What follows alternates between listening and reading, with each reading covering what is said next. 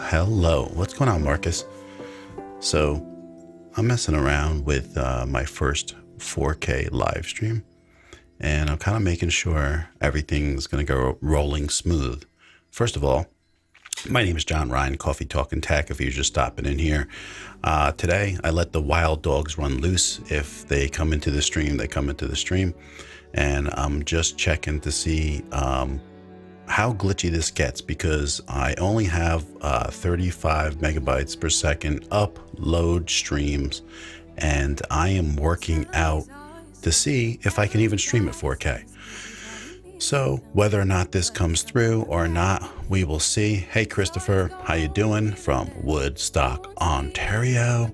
And want to see if I can actually stream 4K and if everything rolls through pretty much like how it should. So I'm going to test out a few looks and glitchy things, and because it's not as simple as strolling in and be like, okay, I'm just going to switch one thing to 4K. You got to make sure all your cameras are set up. You got to make sure your streaming software is set up. And then if you're going to record at 4K, you got to make sure that that is set up. And so it's a whole, process. And then it's also thinking about whether or not you want to stream at 24 frames, because this is my second warning on my bit rate, and we'll see how that rolls as we keep on going. And the 24 frames doesn't have a crop with these A6400s and the ZV-10s, and then the crop comes in at 4K 30. So at 4K 30, the Sony gives you a crop of 1.2. What's going on, Todd? Hey, Todd. What's going on? Tina, how are you, Tina? And so the crop is only, a little bit, but also you have to base everything of how you had your camera set up before. So I had to adjust my camera for some headroom here. I had to make a few adjustments on the other cameras, but basically I want to stroll through the rest of these cameras and make sure everything is good. One of them's a Canon, and so the EOS R actually has like a 1.8 crop, and so that pulls in a lot, but it still looks good, and it's not like a problem. It can even, like, if you use the crop to your advantage, it could be not a horrible thing. So I'm going to stroll through. So my overhead, that's the ZV-1. And this here that is the Canon. So now this is the Canon. And I'm in the process of doing a video actually on the DBX.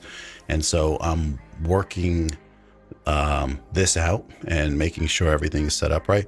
Now I'm going to do a 2-on-1 screen just to see how that looks and whether or not I get any glitchiness or anything, because the other thing that has to change, and this is a whole process, is the inputs that I have that are going into my streaming software. They all got to be taken out and brought back in at 3K, then restarted. Okay, so I just saw a glitch on YouTube, but I don't know if I saw it on my screen. Okay. And then I want to check this out. So I keep on thinking that the glitch is coming from one of my cameras, and I thought that a while ago. Then I come to find out it's either the settings that I have in here, or possibly, there it is again. Okay, so, or possibly coming from the software. So I definitely have a couple glitches coming through, and this is with the 4 cameras. Hey, Steve, how you doing? Okay. So I'm not getting, I saw 2 glitches so far, and I want the slider. The slider is off for now, but I do enjoy the slider. It is pretty cool to look at. And I like what you've done to your set. Does this mean I get to go shopping for the table and decor in the family room? Oh, Danielle. Yeah, you can go shopping. Let me see. Let me make sure these are pulling up. There we go. So that looks good. Hey, Steve, she can go shopping, right? She does deserve it. There's no doubt about that. So, MD Picker, how are you? So I'm curious just to see, because to be really honest with you, I'm a little short on bandwidth to be streaming at 4K. And so if I do pop up like all 4 of my screens at one time, it's going to suck the bandwidth down, and you could see like things go out. So that's why I'm just on here, and you got to do your testing to see how things roll. So if I pull these all up at once, you know, is everything just going to fall apart? Because right now we got 4 streams from 4 separate cameras rolling out at 4K. I haven't gotten a warning at this point yet, but I've gotten 2 warnings on my bandwidth already. How's everybody doing on a Sunday out there? Is it Sunday?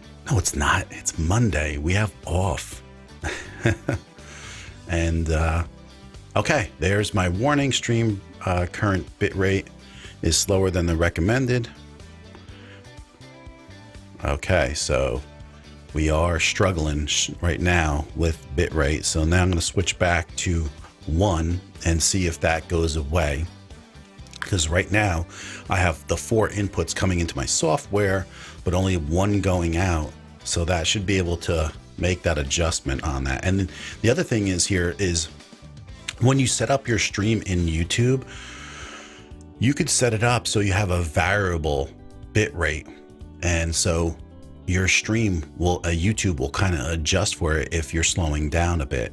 But here I'm forcing it at 4K because that's what I chose to do. So I want to see at the worst case scenario, if I force it at 4K, and will it keep rolling at 4K? So that's what I'm trying. But everything is it's not horrible. I just really want to go back to and see if it's a bigger, you know, difference look wise. Now I do notice in a couple different ways it's definitely sharper, and this is great because like something like this, as I'm doing a video, because it's 4K, so if I want to go into one of these sections and punch in closer, or if I wanted to just like take this and zoom in closer, it's a little sharper, it looks a little bit better, and I can do that in the software without getting any degradation, you know. So if I want to point out one section here that I'm using, which you'll be able to hear the difference if I go into like this enhancer and I up it a ton, you're going to hear it get much more, you know, lower bass as I roll it all the way up. And then if I come back off of this enhancer and go back down to about 3, you'll see that it definitely comes back a little bit off the bass.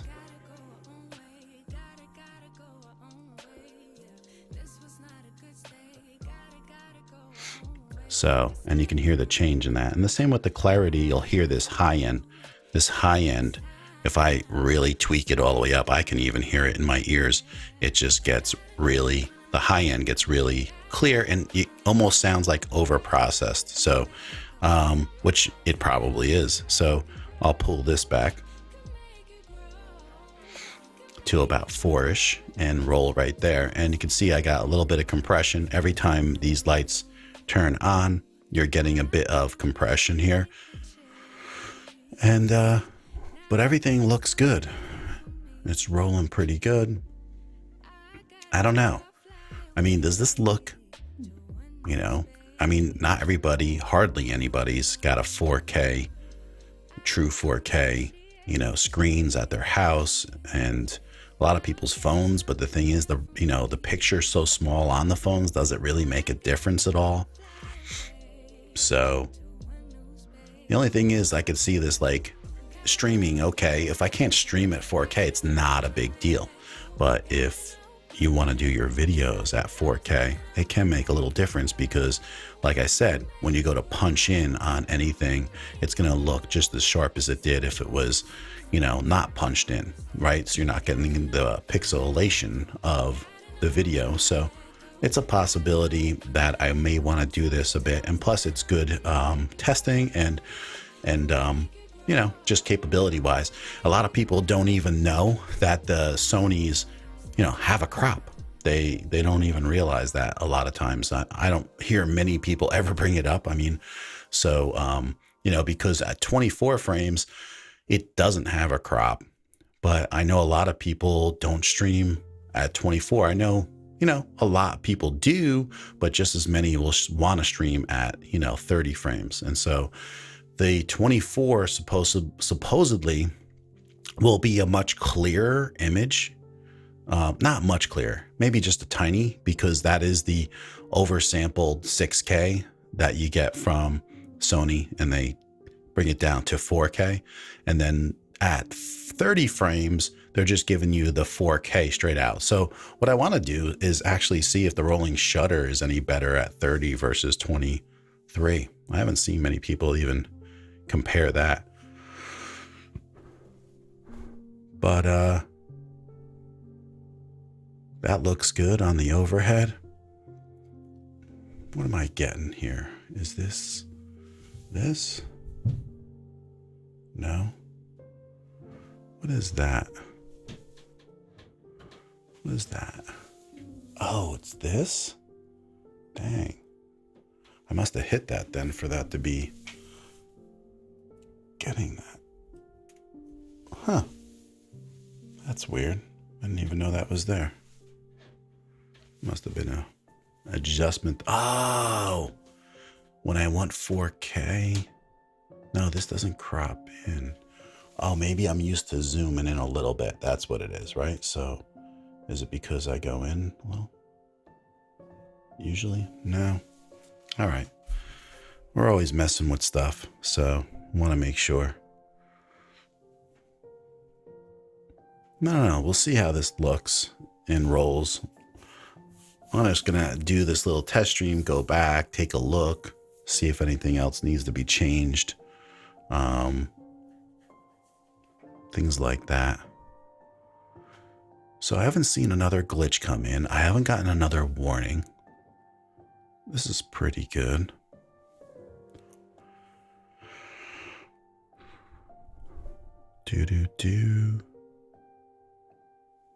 I don't know. I think it may have a possibility to be able to stream at 4K.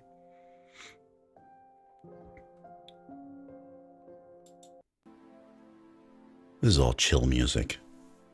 I saw to the end days. Jeray. Yeah, we cruising through.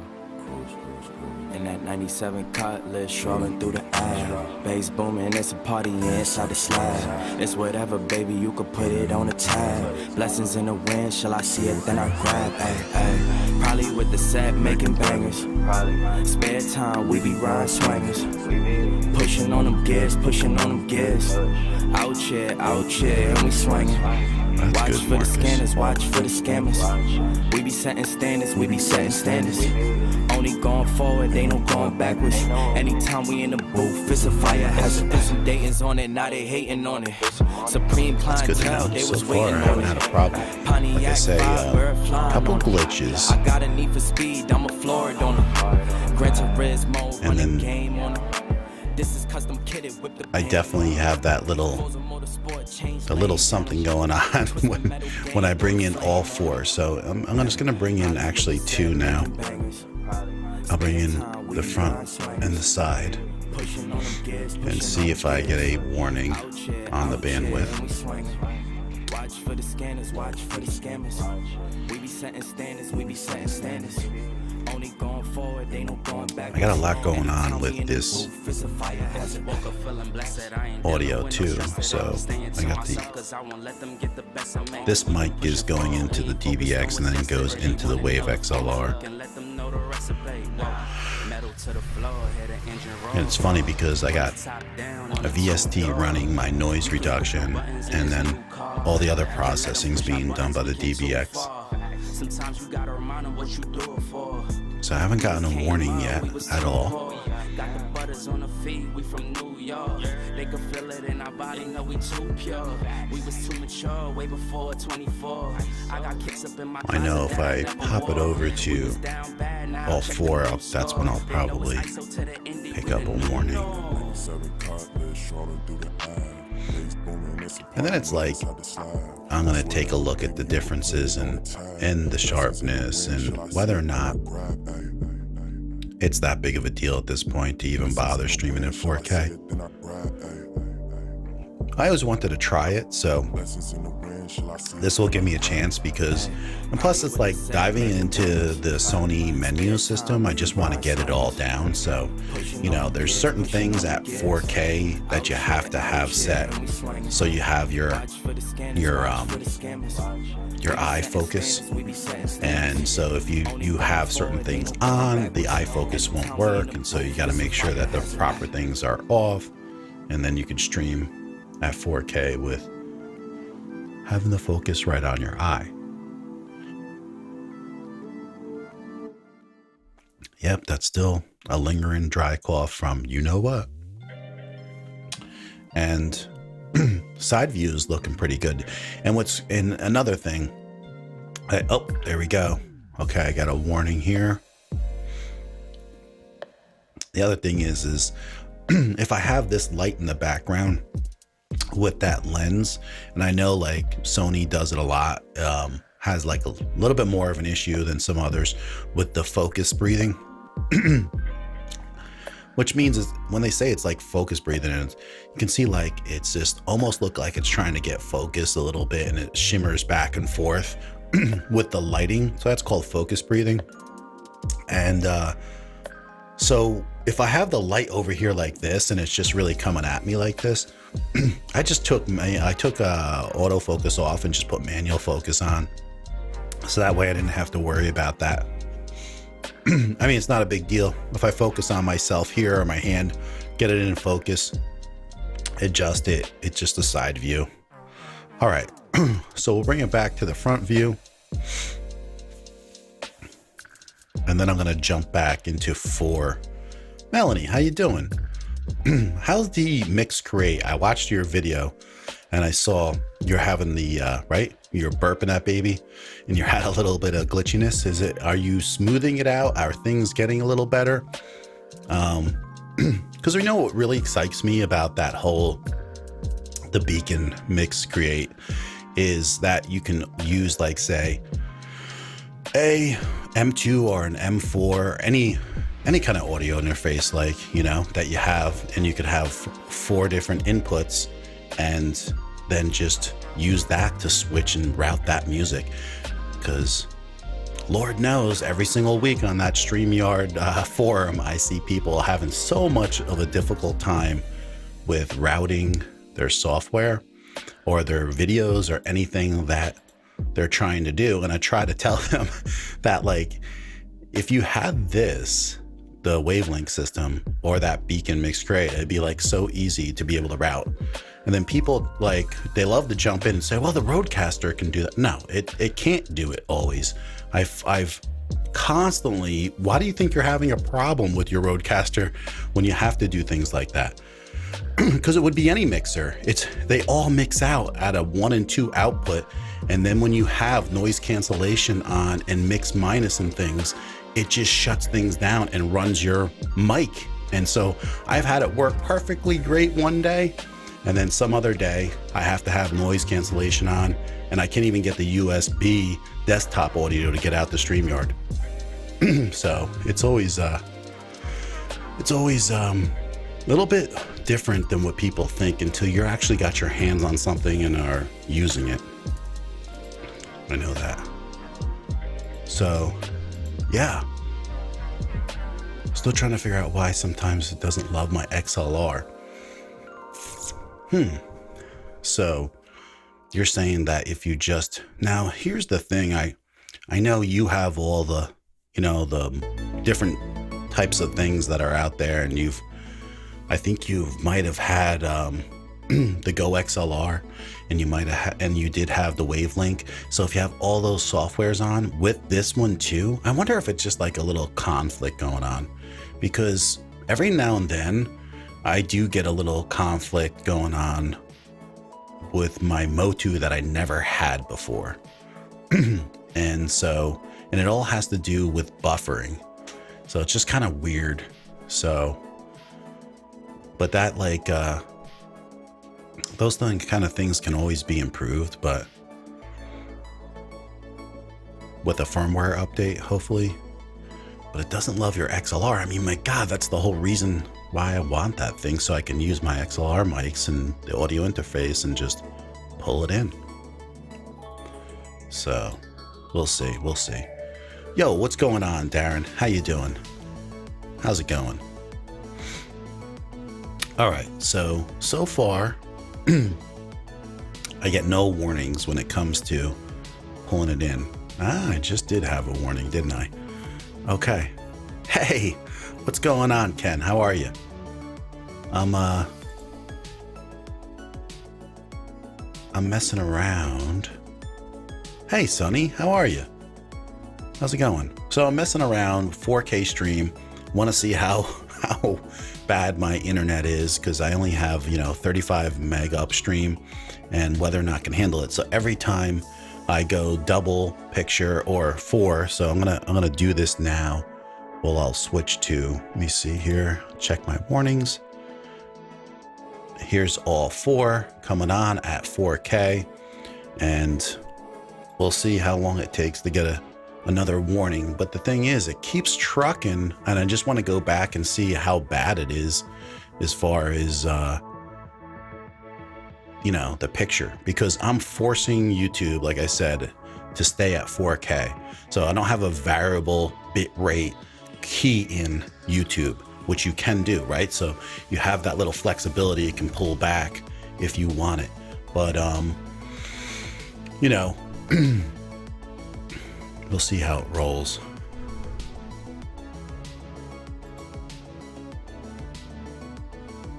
So what is Melanie? If you like, yeah. I mean, the thing is, I mean, that software that's in the Mix Create is so, if it doesn't look just like the Go XLR, I mean, right? Same guys, same principle, same table for routing your music, which is a little confusing at first, but once you get it, it's like really awesome. But yeah, I mean, the whole setup looks really good and I like it. Just that I'm so invested right now with the Wavelink and what I have set up in the VSTs. So there's so much involved with everything. And right now I have like VSTs that I can use or cannot use, but I like having that option to add things in there. So I think they have a little ways to go, but I love it. I do love the whole idea. I think it's brilliant. I mean, okay, there's my warning. Boom. Okay. So, and I like saying it now, right? Here's my warning. So this way, when I say it and I go back and watch the video, I'll see if there's any glitchiness in the video or not. But I don't know, Sammy. I don't know sometimes whether or not it's that important to be streaming in 4K at all. I mean, a lot of people swear by it and they do it, and I get it. I mean, I get it. If everything is working perfectly fine, then I understand it, then why not stream at 4K? So thanks, man. I appreciate that. I mean, right, all our cameras have it. And the only thing is, like I said, you're just gonna have to crop on 4K 30. So with the Sonys, so you're gonna have, and the crop is even worse with the Canon. The Canon's 1.8 on a full frame, which is ridiculous. And then you have a 1.2 on the ZV-E10 and the 6400. So you got a crop at 30. You do not have a crop at 24 frames. Thanks, Sammy. You like that little table? I'm gonna give you a little secret, Sammy. I stole the table from the downstairs living room. So it's kind of like, it feels empty over there every time I go and look. So I grabbed the table that was out there and brought it over here, and I like it because it fills that gap. And you always pick out things in the background all the time, and I think that's really cool. So I'm hoping that maybe it's time for me to get a table here and put that one back and everything. So I'm thinking about it. I need to change a few things. Yeah, I mean, it would be a no-brainer for them to have the edition, right? Because all you're doing is letting VSTs be used through there, which I can't see why it couldn't happen. And then so if they do that, that will be huge. You know, that'll be huge. I just love the idea that you can just go and use any audio interface with it. That is the thing, right? So if I want to use my Mo2 that has the most awesome preamps that you can find for something under 200 bucks, and I can fully push out 60 dB of gain and you don't hear a thing in the background, then that's what I would love to do, and then route whatever I want with the Mix Create. And that's the idea.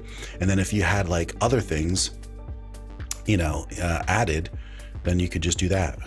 But my mic can always just use the DBX for all the processing anyway. So, okay, so I've been streaming for a while with all 4 up, and yeah, constant warning, constant warning. The thing is, the current stream bitrate is like 8,000, which is like the bare minimum of 4K, and I'm streaming out at 13. So, you know, we'll see how crazy that looks in the end.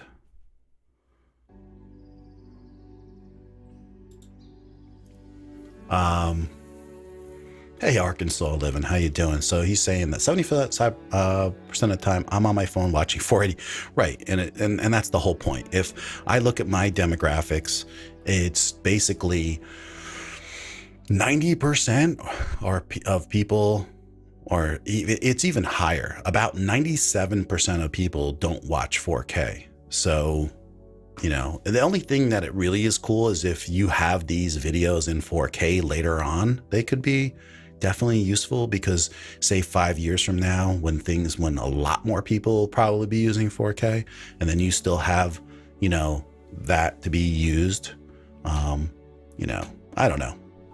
Who knows? I mean, motion pictures are still shooting in 1080p. I mean, come on. So who knows? But yeah, I've never personally felt the need to stream in 4K. Steve's point is spot on. What did you say, Steve? Okay. I used to stream in 4K, but I'm back to 1080. Most platforms, yeah, absolutely allow 1080. Yeah. So that is the idea, but definitely recording is a potential. So I think that's pretty cool, you know. Who knows? But so wait a second. What are you saying here, Melanie? So you're saying, wait, so you're using the Mo2 and the Wave.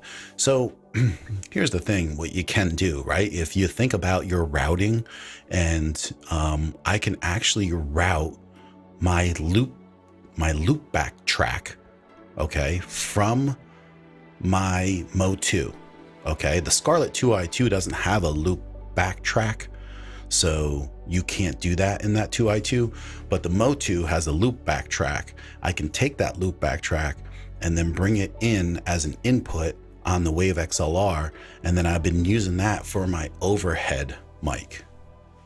And so then when I switch to my overhead mic, if I had to, I could quickly switch over, use the VSTs, and it gets me to about 90% of how good the DBX sounds when I'm using a regular mic, which is, I haven't used this mic in a while, but for the last week I've been using the Rode NT1 because it's been sitting on my shelf for 6 or 7 months. And so I wanted to break it out and decide if I want to sell it. And I decided that I'm going to keep it, and that's going to be my main condenser mic. And then I have the the RE320, and that's going to be my main dynamic mic.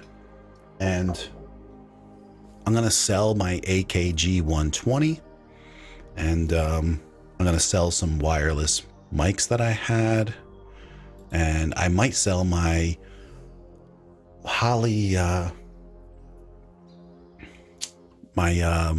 what are those things called? The Holly whatever 300 Pro wireless HDMI setups. So we'll see how it goes. Thanks, Sammy. It was good catching you the other night. I watched that new video. I really like it, man. You stayed on point with that video and gave some good nuggets there. And those kind of videos are gonna equal subscribers. Yeah, but recording your videos in 4K is an advantage. Yes, absolutely, Steve. I know I don't have to tell you, Steve. It's you're definitely way ahead of the learning curve of most. So yeah, I think repurposing and having that as 4K with your videos is a plus for your future points, right? But yeah, I mean, my overhead mic, yeah, sounds great. It does. The overhead mic it just blows people away that I paid $250 for that thing. But yeah, it's awesome. I love it. And the Rode sounds really good because it's a really flat mic. And then I could just take it in and add a little bit of the processing. So just a tad compression, because my voice does not sound good with overdoing any kind of compression, and for some reason. And then just a little bit of highs in here and a little bit added on the low range. And I always like to use a de-esser because I just have that sibilance of around 6 to 8K with the S's. So I don't have any problems with the sh, but the s I do. So the S's come in and get taken out like that. So if you notice what you see right there turning green every now and then is my S's right there. So if it stays green, you're doing a good job. So you want it to basically just hit the green. If you're slamming into the red a lot, that means you're maybe a little bit too much with the S's. And what happens is if you do too much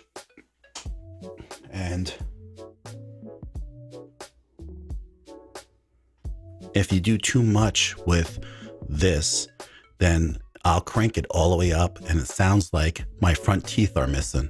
So if you hear that, it sounds like I'm gonna, I basically might sound like Mike Tyson. So that's what happens if your de-esser slammed up so high that you're hitting the red so much, isn't it?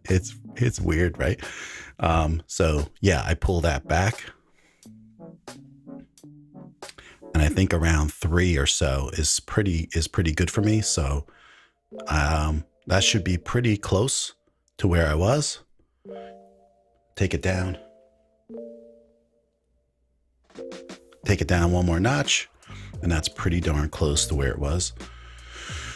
Yo, what's going on, man? Going on there, J Cruz? How we doing? So I probably the reason that I ended up streaming and testing these things out is because I just feel probably a little overwhelmed with working on this video more, because sometimes you just get stuck and you're like, oh man, I don't know, I just can't get out of my own way with this thing. So that could be the reason. So who knows? 4K for this, I know, right? And I was thinking the same thing. I was thinking like, my God, you could see those wrinkles a little bit more, and you could see those, the pronunciations. You could actually even like see the clarity in the hairs on your face a little bit more. So, but we'll see. I don't know if it's going to be something that I'm going to do that often, but I was always curious to see if I could do it or not. So I figured, why not give it a shot and see what I was going to do.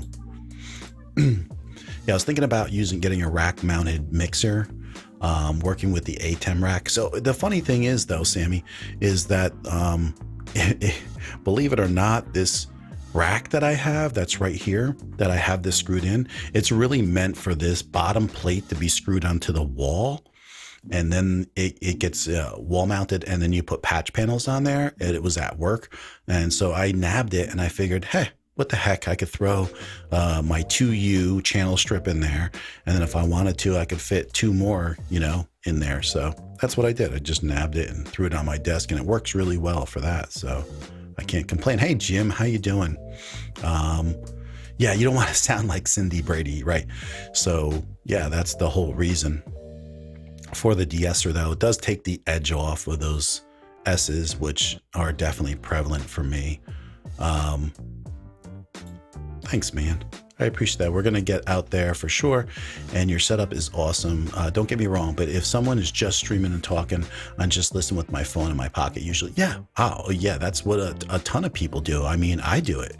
You know, or if it's not that, it's they're on a tablet or their smaller laptop, you know, and the majority of all those screens aren't 4K, you know, so the refresh rates are 60 hertz usually, right? So it's like, it's not that big of a deal at all, but it's, you know, I'm a tech channel. That's what we do. We roll to the edge and see where we can go from there.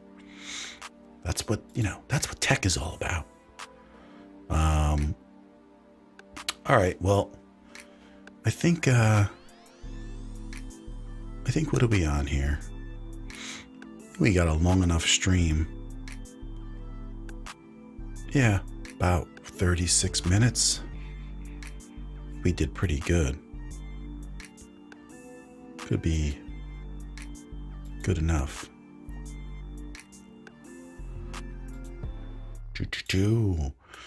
Yeah, you had the DBX many years ago. I sold it because I was thinking it wouldn't be using it because I'm switching from analog to digital. Yeah, I mean, I don't know. I mean, everybody's still trying to get analog sounds. So it's like every time people are downloading compressors or, you know, amps, they always want to have like an analog sound. And personally, for live streaming, and that's what my video is going to be about, is like how awesome it is to have the DBX for live streaming and be able to have that stuff at your fingertips right there to make the adjustments and you know, have a really good broadcast quality voice to go with it. The crazy thing is I paid $125 for it. I mean, how can you go wrong, you know, for the processing? And so when you know, and I think it's got better processing than the Rodecaster does, right? So it's like, get rid of the Rodecaster, then I have to have like some processing to possibly, you know, sound really good. And I could use those VSTs, but I like to learn new things. And I really think the DBX is great because if you've never worked with an EQ, and I have not, it takes a long time to, you know, to really get it to where you're happy with it. And so this DBX is so much more easier to set up and get it sounding really good and messing with it. Well, 6 years ago, I don't think they had I mean, you probably didn't have, well, you might have had it because it just came out. 2015 is when the 286 came out. So if you had an older one like the 266, I think it was, then that's a possibility. But it would have been more costly back then. I mean, they're not super cheap right now. By the way, did you guys see how expensive the 6400s are going up? They're sold out in the ZV E10s, and so I was like contemplating, do I need to buy up a couple 6400s for like $600? And then, sorry, I punched this thing practically, and then like resell them on eBay for, you know, $900 make a little profit. Who knows? Then I can save up for my A7 IV. But yeah, they've gone up a lot. All right. I'm gonna give it one more shot with all, let's go to 2 screens. Right. Exactly, Jim. Well, the digital, the audio, the analog, and I mean,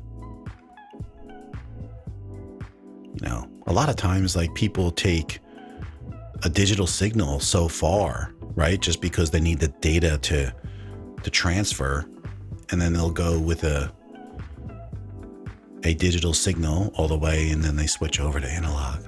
And it does happen.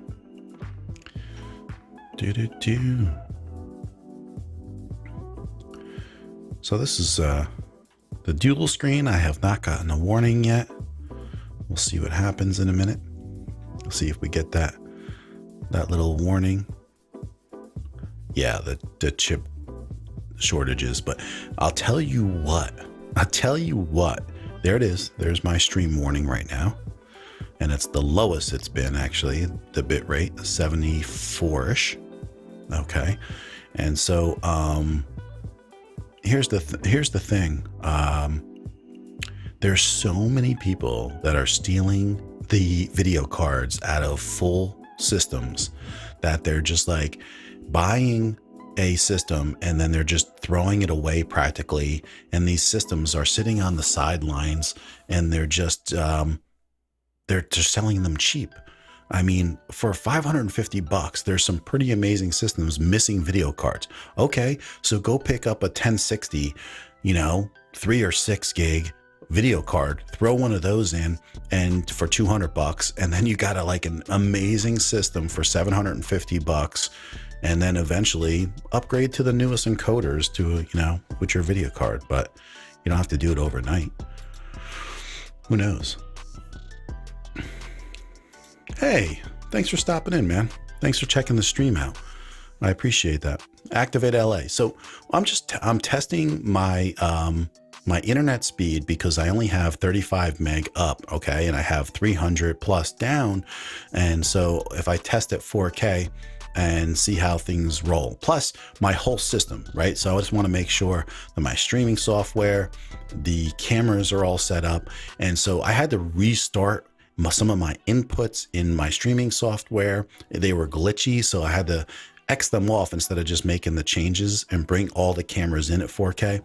And then I noticed that I got some glitchiness with things, but it all smoothed out when I changed the inputs. And so it helps me because I was having that problem a couple months ago when I had one of the settings incorrect on my camera. And I didn't know if the glitch was coming from the new camera or not. And it ends up, it's definitely the software. So this is the NT1, the Rode NT1 that I'm using. And I'm using some processing that I have through it. And this is why the Rode NT1 is so awesome, because you can really, it's such a flat mic and people can use it and tweak it and EQ it to so many different sounds. And it sounds like amazing. So appreciate it. Hey, Patrick, how you doing? Yeah, you really think it looks so crispy? I mean, it does look crispy on my screen. I just don't know if it's perfect. So my bandwidth is suffering, Ken, a bit. And that's why I want to see where it goes. So it just went to 74 megs to 87. So I popped back up. I just don't know if it's hammering me look wise. It shouldn't degrade, but then what is it going to do? Because I'm forcing it at 4K 30. So the picture will just start glitching. So I'm wondering if it ends up, when I go back to watch this, am I glitching a lot? And it shouldn't be that bad because I'm barely moving, but if I was, I'm sure it would look crappy. So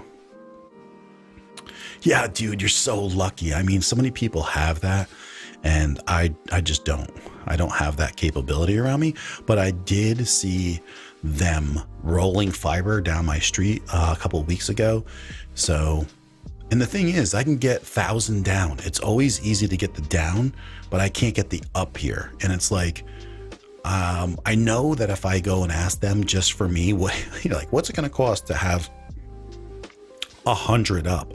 They'll probably increase it by like almost double a month. So nothing's cheap here. So, but I would love to do that. So Yeah, you did find you found me streaming, just popping in now. Yeah, thanks, man. I'm just nothing important. It's really just testing things out. All these things that I've never done with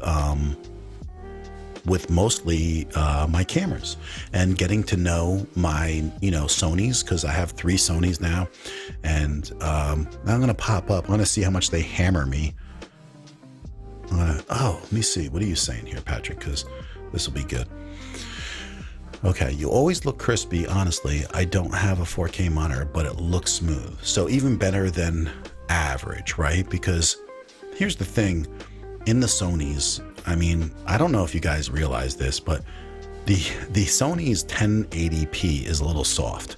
And so it's not as sharp as it should be, probably, and it's been a complaint of many people throughout the years, but it's plenty good for most people. But listen, it's no secret. So this is I feel like the 1080 looks better in my older M50 Mark II, but I feel there's give and takes on everything, and the ZV-10 is definitely a better camera overall. Just the dynamic range alone is better, and I like that right there for me. So but it's a little soft, and then of course their 4K is like oversampled at 24. This is not oversampled 4K, because when you roll at 4K 30, it's not oversampled. This is straight up 4K.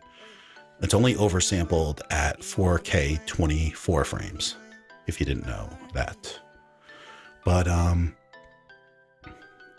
yeah, you guys are, I got 1 gig fiber also, up and down. That's fantastic. 40 up for me. Yeah, I'm at 35, 36 every time. I'm part of the fiber club too. Yeah, I mean, I just don't have that ability, and I'm not out in the sticks either, really. It's just not, it's not here yet for me to have the up, the down. Yeah, it's there. So now I'm gonna slam it again with the 4 pictures at 4K, strolling in, and it's going to be probably a second before it's screaming at me. There it goes. Okay, this dropped down to the lowest now, so we punched it down to 68 megs, and then we'll see how this is affected too, and if it bounces back at all. And then I should probably make a video. Stop wasting my day doing this. But this was great testing. Everything looked good. I got rid of the glitchiness by re-entering my inputs into live stream.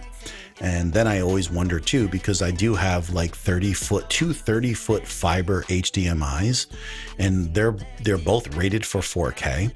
And so just in case, I know a couple of people of you out there have ATEMs, and so your number 1 input, always you can run your furthest on the ATEM with an HDMI, and then the other inputs, they drop a little bit as far as distance wise.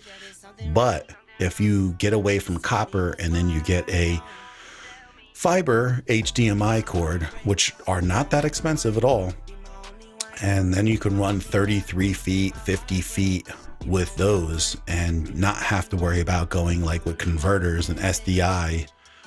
You can just use, an HDMI and go 50 feet. So that was the main reason that I was messing with stuff like that when I had my ATEM, and everybody else is like, oh, get converters, get this. And I'm like, are you guys insane?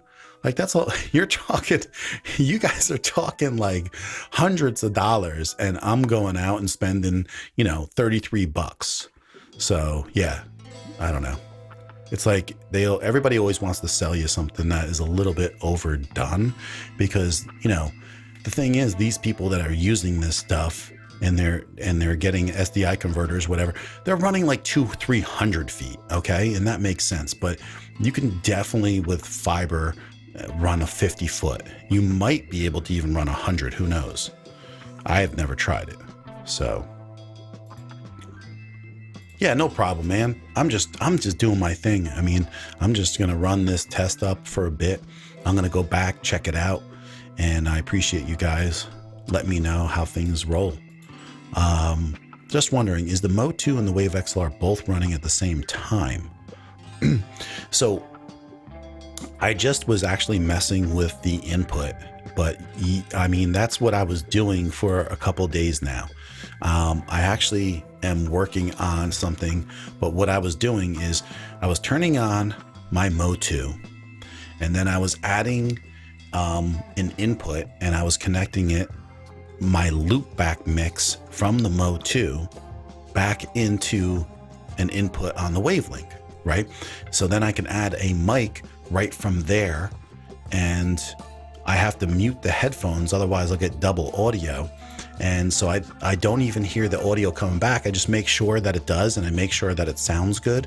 And then I just mute the audio coming back into my headphones because there's a little bit of a delay, and I just verify it's there, and then I just roll with it because the settings are where they are. So yeah, I mean, I use the Mode 2 as another input of a mic, which, yeah, it took me a while to figure out how I would make that happen, but yeah, you can make that happen.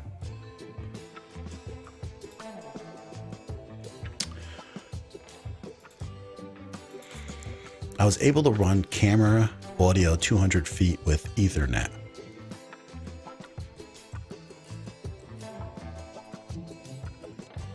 Camera / audio, so both.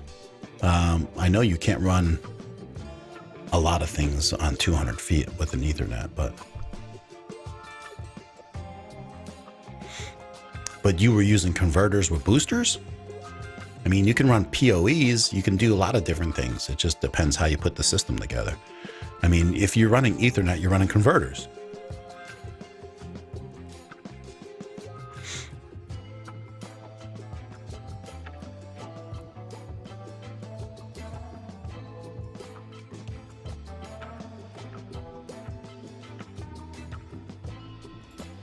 So you're running separate audio in an XLR cable and then running just Ethernet for video? I mean, I run Ethernet at work all the time with converters that you can go far, but it just depends on what kind of signal you want to achieve. Right, that's what I figured. Yeah, I mean, that's what people do. That's exactly what people do. But if you take a look at the converters that these guys are trying to sell you, the converters are like $50 to $70 each. That's the problem. All right, let me see here. I still have a warning.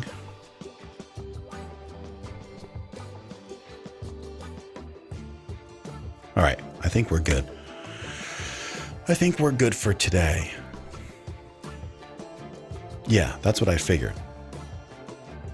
The thing that I'm going to do is I have the ATEM, and then I can run the 2 fiber cables that I have. I have 2 30-foot plus ones, and I can run 2 cameras out from there. So I get the laptop with the ATEM, 2 cameras about 30 feet each wide on both sides, and then a roaming camera, and that would be like my mobile system to record outside.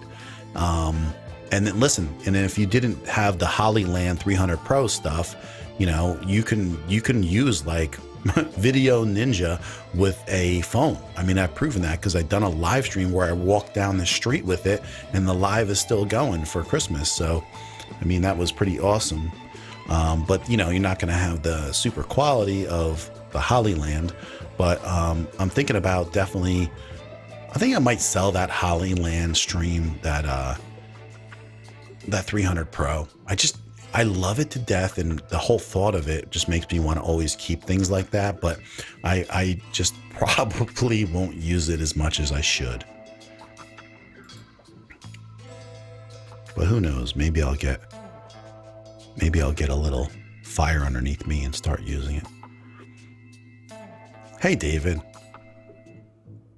how's it going, man?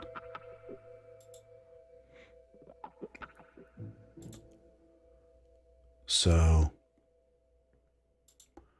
there he is, David M. How we doing? yeah, so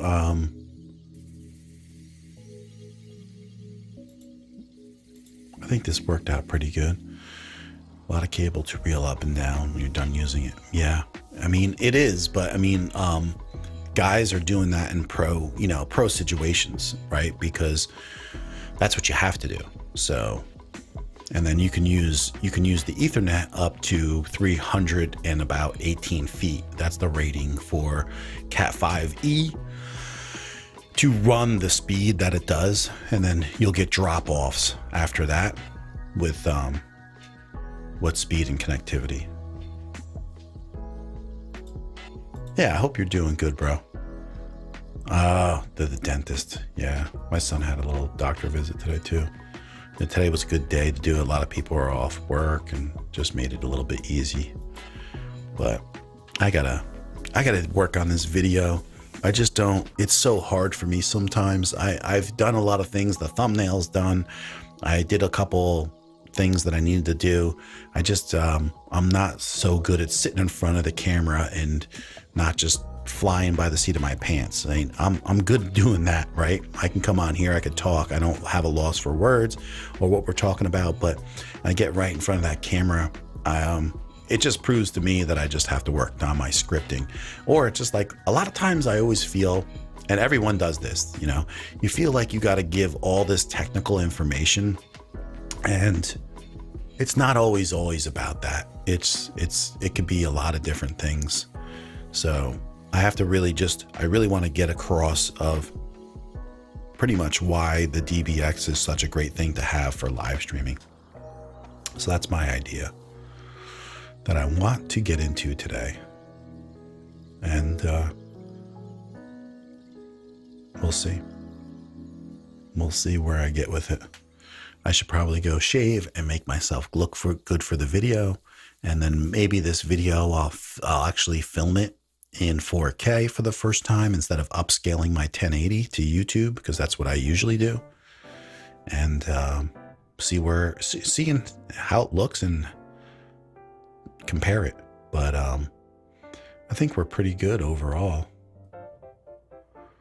So I'm gonna probably, yeah, here we go. Yeah, stall boosters, right?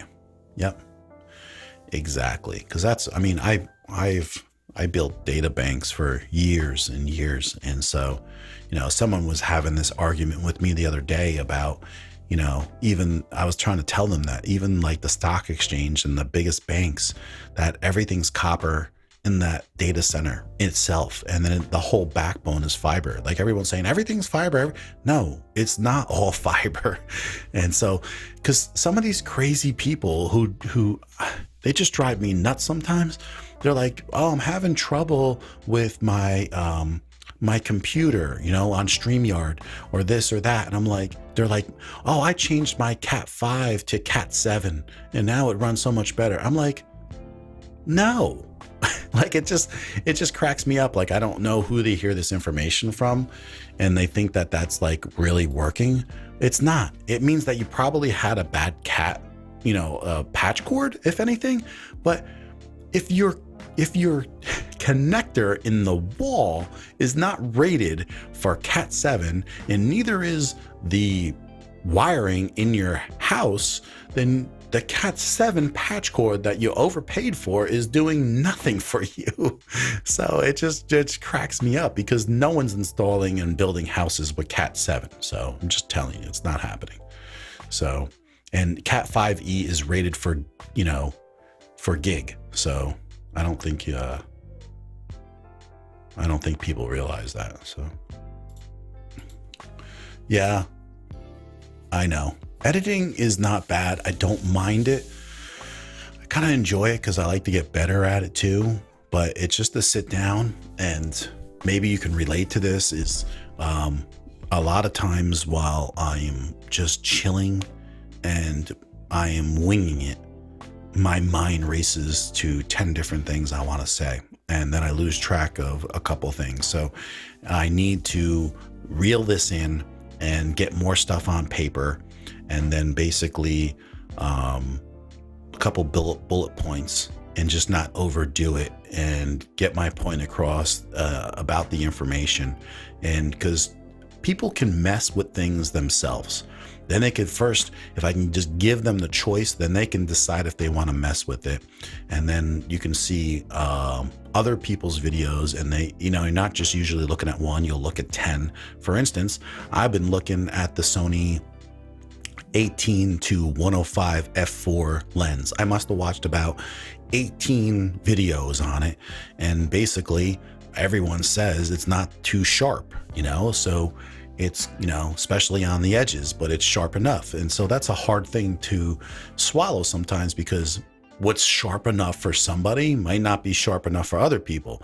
So if then you read the reviews on it, some people just return it right away because it's just not good enough for them, especially for client work. And so I've been doing some reading on that and deciding whether or not that's something I want to invest in. It's more of a video lens because it does have the power zoom in it, but it, you know, it can take pictures just fine. But and the thing is, there's a lot of conflicts about it because there's a lot of people's opinions, but the pros tend to say it's not that sharp of a lens. And I really not sure how sharp I need it to be. So I'm just taking, you know, pictures of my son playing basketball, which I did yesterday. And I used the Sony with the 24-70, which is an ultra sharp lens with a 2.8 focal point f-stop, you know, but who knows? I have to see. I just want to get, I don't want to carry out to like the field or to a basketball game, you know, a $3,500 setup with the lens and the camera. So I just think that having like a Sony a6400 with either an 18 to 35, but I don't like the variable f-stop in it with 3.5 to 5.6.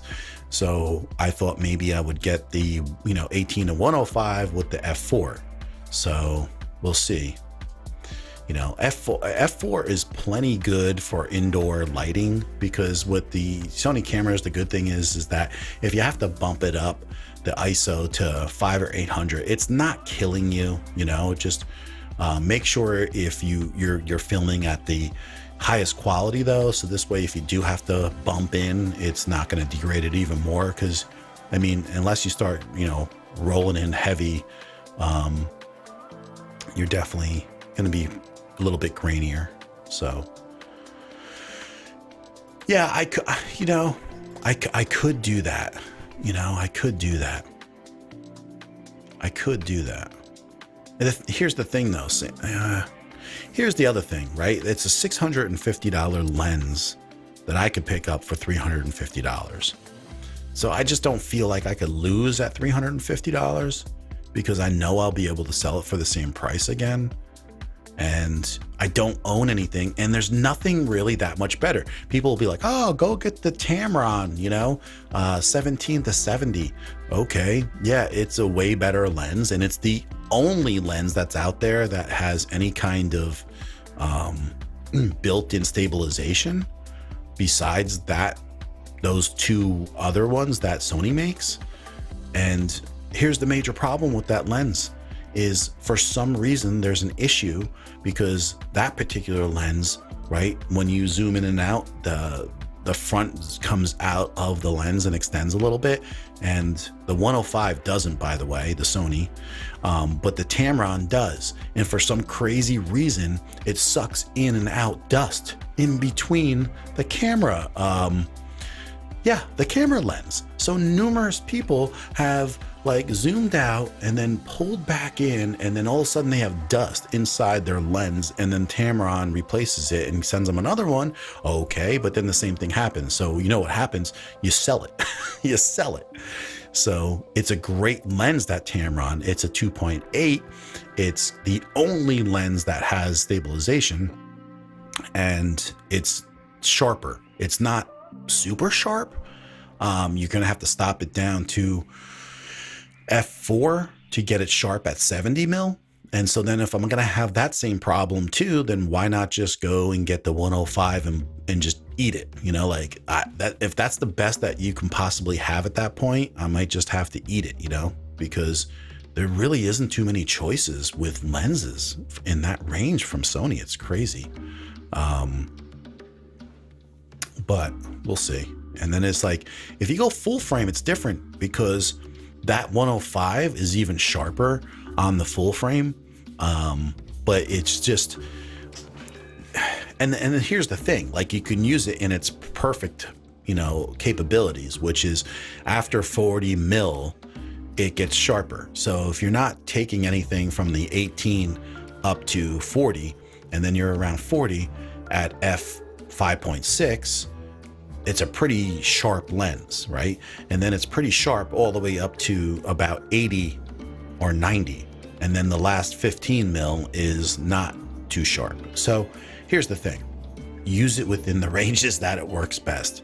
I mean, trust me, Sammy, I know myself. And I mean, the only thing that's comparable out there would be spending $1,800 on a lens, and I'm not spending $1,800 for something that still does not have stability. So if it's not stabilized and you're spending $1,800, that is way out of my price range for that, because I'd rather spend money on a full frame camera at that point. But yeah, I'm gonna hit the road. I could talk all day about this stuff. I get all crazy. But I'm gonna roll. Thanks for coming out, guys, and saying hi. Hope everybody has the rest of their day off, enjoys it, and has a good time. Sammy, thanks for stopping in. Everybody, Darren, Arkansas living. David, hope you're all doing well. Patrick's off to the doctors with his daughter, or the dentist, but I hope you're all doing well. It's great seeing you guys. And until next time, I'm gonna go back and check the stream out. Take care, guys. Have a great one.